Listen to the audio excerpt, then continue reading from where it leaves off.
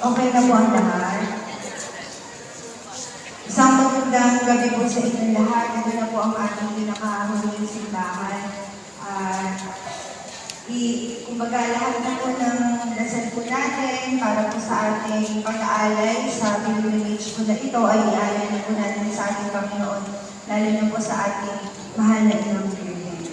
Para po sa ating huling prayer warriors, later history, si Ate Jen Tapia, family prayer, si Kuya Osias, prayer intention, si Ate Ollie, at tulong sa panalangin ay kay Tata Vicky Martin. Ito po. Magsinunod po ang lahat.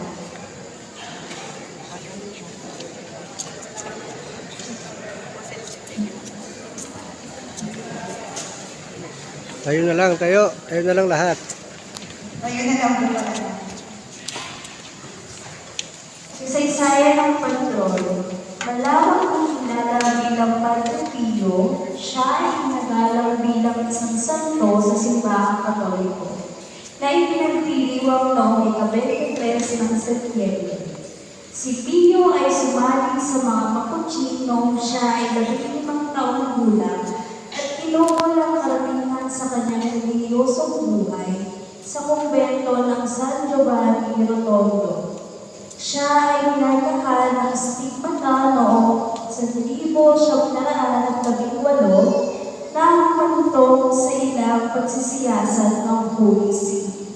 Sa kabila ng mga pansamantalang parusa na ipinataw ng Vatican, ang kanyang reputasyon ay patuloy na tumaas sa kanyang buhay, na umaakit ng maraming tagasunod sa San Giovanni Rotondo.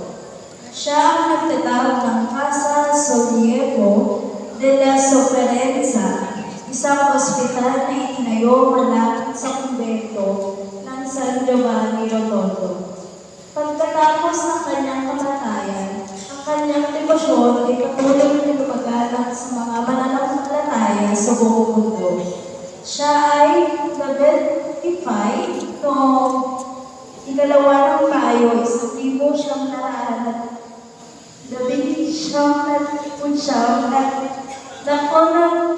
na-colonize noong ika-16 ng Hunyo 2002 ni Pope John Paul II. Ang kanyang mga labi ay nakalantad sa santuaryo ng St. Pio Pietrelcina sa tabi ng kumbento ng San Giovanni Rotondo, na ngayon ay